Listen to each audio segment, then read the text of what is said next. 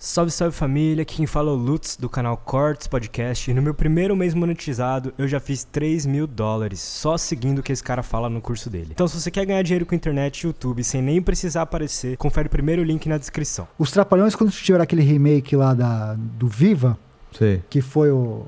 Inclusive o Nego do Borel foi o Tio Macalé e tal. O Gui Santana. Logo no comecinho do primeiro episódio, participa o Dedé e o Didi. E aí alguém ia fazer alguma piada, ele fala assim, cara, os tempos mudaram. A gente não pode fazer as mesmas piadas que a gente fazia antigamente. Ele dá o recado ali. Entendi. Porque o Brasil mudou. Claro, o mundo mudou. O mundo mudou. As pessoas estão mais acesso à educação, com mais ferramentas de informação. Então, é natural que tenha isso. Né? Os Trapalhões sobreviveriam? Talvez não. Talvez seja um humor datado dos Trapalhões. Mas não deixa de ser importante e não deixa de ser engraçado naquela época. A gente tem discutido isso, né, com Madureira, o Hélio de la Penha, o próprio Dedé, sobre essas coisas de comédia que aconteceram, que explodiram em certa época. E aí você tem que estudar ou assistir com a cabeça tendo em mente que foi feito naquela época. Cacete Planeta foi para aquela época, né? E o TV Pirata para aquela época. Quantas vezes no programa dos Trapalhões passava uma mulher de fio dental, eles, bicho bom. Cara, jamais hoje, né? E você vê que era engraçado que os Trapalhões eles eram do domingo à noite. Você fala assim, não tem nada a ver com criança, com horário de criança. Cara. Né?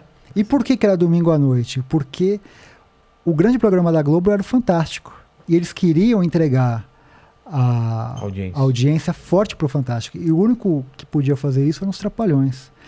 Tem até um caso engraçado que tem uma briga entre o Fausto Silva e o Renato Aragão. Ah, é? Que eles não se dão bem.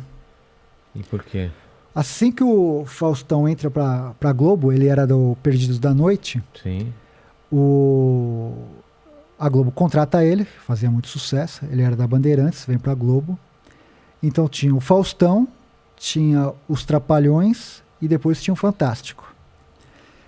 Na época que o Faustão chega, ou na época um pouco depois, os Trapalhões já estão em declínio. A audiência já começa a baixar.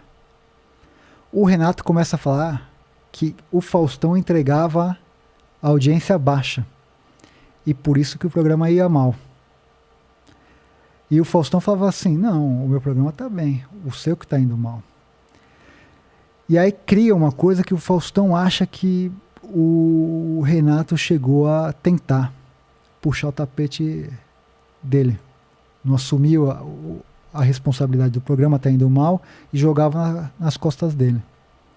E o Renato tem essa característica. Eu entrevistei o José Lavini, que foi o grande diretor do Cacete Planeta. Mas antes de ele ser o diretor do Cacete Planeta, ele foi por um tempo o diretor dos Trapalhões.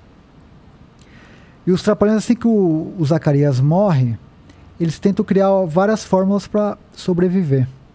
Tinha aquele Trapotel, que era sem graça pra caramba. Tinha Vila Vintém.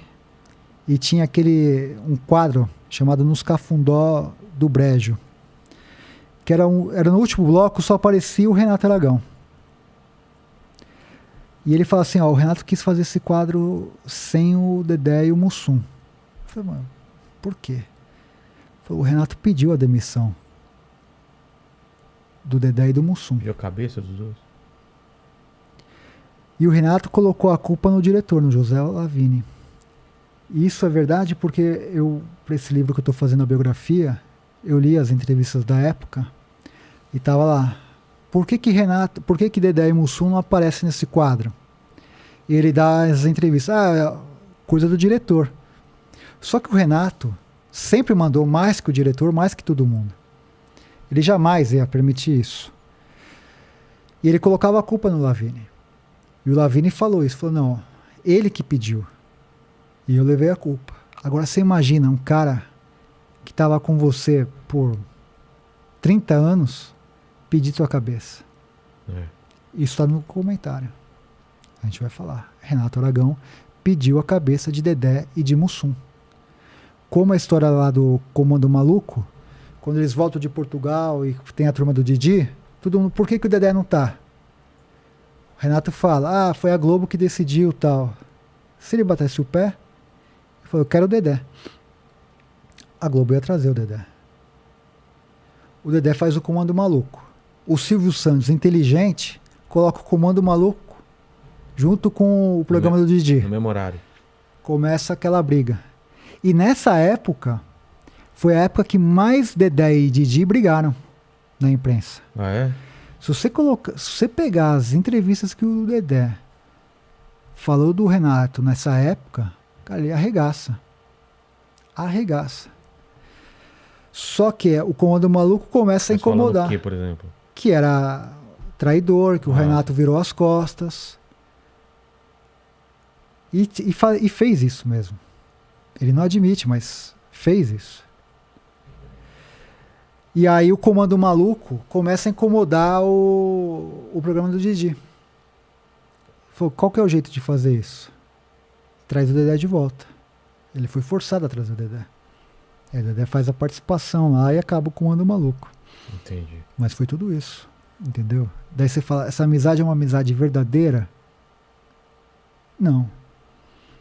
Não é verdadeira. Essa briga toda por causa desse documentário, assim que começou a ter essas polêmicas todas, o Renato pagou uma passagem de avião pro Dedé, falou, vem pra cá. Ó, a partir de agora nosso discurso é esse aqui, ó, contra o Rafael. Beleza? Beleza. Tamo fechado? Tamo fechado. E aí rompeu. Rompeu com você. Comigo. Entendi. Entendeu? Então, assim, tudo isso, cara, Dedé, Didi, é muito maquiado, não é verdadeiro. Você vê, se você olhar todas as entrevistas do Dedé, do jeito que ele fala do Renato, é um jeito um pouco mais frio, você vê a expressão corporal, o jeito que fala, tal. É diferente quando ele fala do Mussum, que brilha o olho dele, não sei o quê, do próprio Zacarias. Entendeu? Entendi. É uma coisa muito... E pra você romper isso, cara, é só com o documentário. De falar assim. E não é colocar um contra o outro. Na verdade, eu tô contando pro público qual que é a real. Entendeu? Entendi. Os caras não são amigos como querem entender que são. Eles fizeram até um vídeo. Ela criou, a esposa dele, um canal no Instagram. Assim que começou a... Aqui você vai conhecer as verdadeiras histórias dos Trapalhões e tal. Ela chamou essa camareira aí. Que eu entrevistei. Sei. Que falou que ele não gosta de ser chamado de Didi, que coloca banana não sei o que e tal. E aí, como que era o Renato? Não, ele era maravilhoso. Era uma coisa assim constrangedora, sabe? Você vê que ela tava sendo empurrada para falar aquilo. E ela fez um vídeo do Dedé também, que é esse vídeo que o Renato forçou ele pra casa dele, abrindo a porta como se fosse uma grande surpresa. Era tudo encenado.